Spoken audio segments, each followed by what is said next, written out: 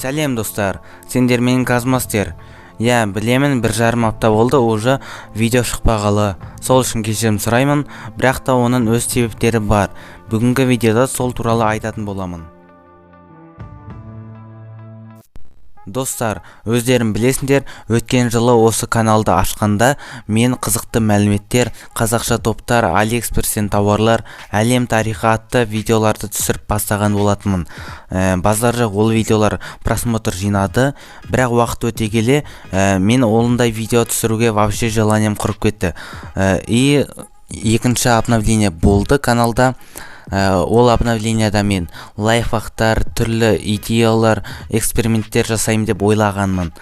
Және де қазіргі күнге дейін сол тематикамен каналымды жүргізіп келе жатырмын. Достар, қазір вообще идея бітті, не түсіремді білмеймін.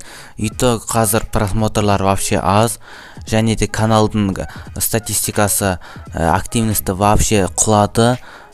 Почти 90% адам вообще тіркелмей көреді екен.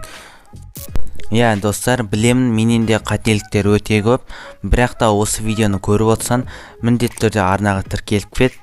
Мен үшін үлкен мотивация болады. Достар, осылардың барлығына қарап отырып, мен бір шешімге келдім. Каналға новый обновление жасайын деп отырмын. Яғни 3-ші обновление. Ол жақын арада болуы керек.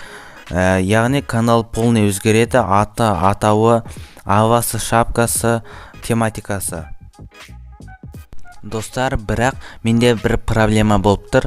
Мен қандай видео түсіремді таңдай алмай отырмын. Осы видеоны кім көріп отыр, барлықтарын менен қандай видео күткілерін келеді, міндетті түрде комментарияға жазып кетіңдер. Достарына да таратыңдар, олар да комментарияға жазып кетсін. Сол арқылы мен новый тематиканы таңдайтын боламын.